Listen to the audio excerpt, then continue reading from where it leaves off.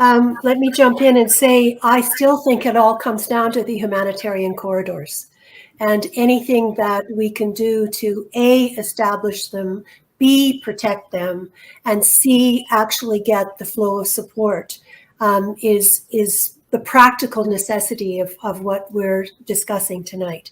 And it's good to have rulings, but it will come down to unified, coordinated action. I would imagine that every one of us on this call tonight is contributing in some way personally, probably to someone we know personally who is working on various ways of getting in supplies. I certainly know that's very true of Gary and Darcy on the call.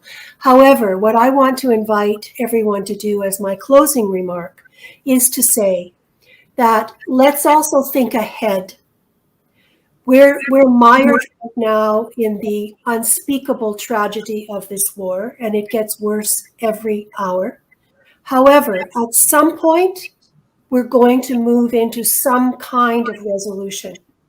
And my closing comment is that we need to have done the legwork as advocates with our own governments to have them ready to be able to move forward with an inclusive and effective peace negotiation. And that means the peace table must include women, and not the outer tables, not the outer rooms, but the actual inside peace table. And countries like Canada need to be prepared to say there is no legitimate peace process until there are women at the table. And that's the essence of Security Council Resolution 1325 and the whole suite of resolutions around that. But it's more than that. That's the essence of humanity.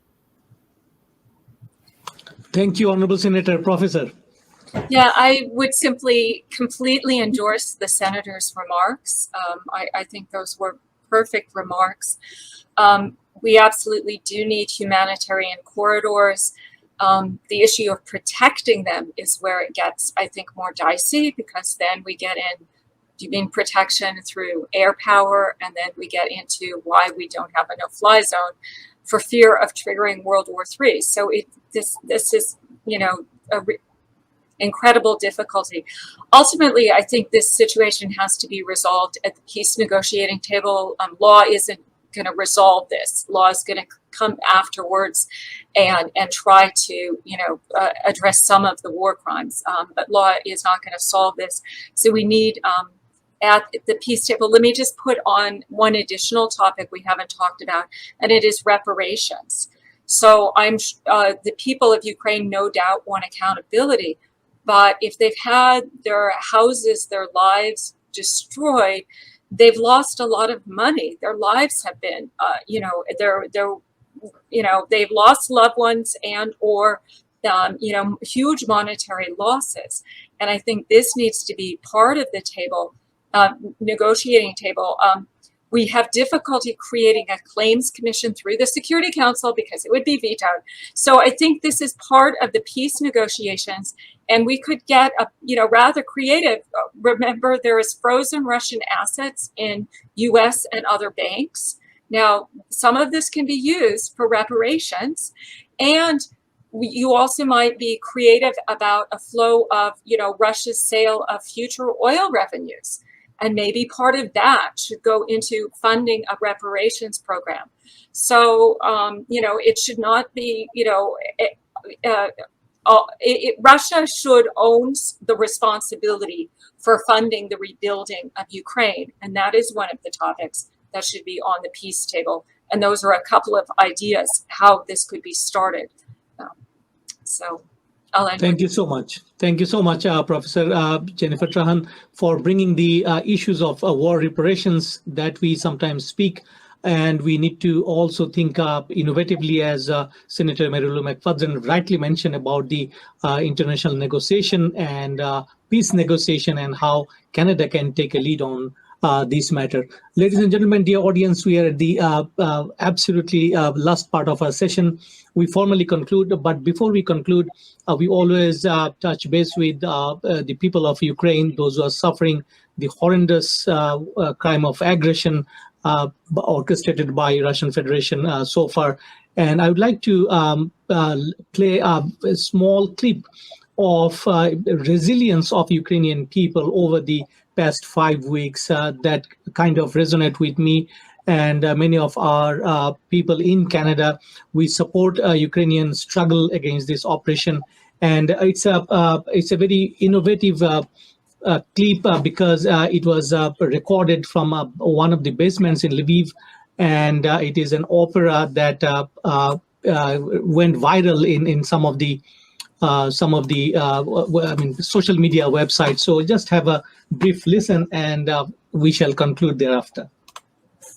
The haunting sound of a violin fills a bomb shelter in Ukraine. She's a soloist with the Kharkiv City Opera. Her city is under siege, the theater's dark. So every night, Vera Litovchenko puts on an evening gown and plays underground as the streets above are shelled by Russian missiles. The violin has become an instrument of resistance in Ukraine, boosting the spirits of a besieged people who love classical music. This extraordinary video features 94 violinists from Ukraine and around the world playing a Ukrainian folk song in perfect harmony.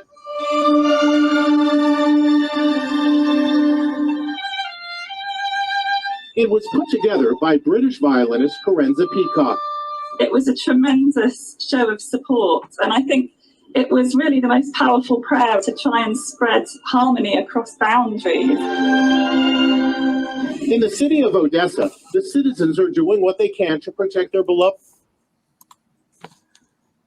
That is all we had to say in closing our session. We would like to express our gratitude to Professor Jennifer Trahan, who joined us from New York this evening, and our own Senator Mary Lou McPhedran from Ottawa. Thank you for your insightful talks, and we have received a number of questions and comments from the audience, but I'm not taking those just to be cautious about time.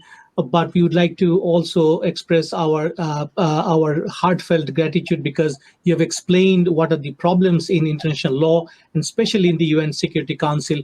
We don't want to end the episode with a pessimistic tone, rather just to highlight that, yes, there are many things could be done. You have heard Senator Mary Lou McPhedran's recommendation of international peace negotiation. You have heard Professor Jennifer Trahan's number of recommendations of taking this case to ICJ. Maybe it would take some time in order to take these things into effect, but we look forward for the quick resolution of the conflict so that people get relief and also take the aggressor in the court. And with these few words, let me conclude today's session. Thank you very much for being with us for over an hour now, and we look forward to have another session in the near future. Please tune in Conflict and Resilience Research Institute Canada, www.cric.org. And till then, we see each other. Ukraine, we stand beside you, we support you. Have a good rest of the night. Good night. Thank you.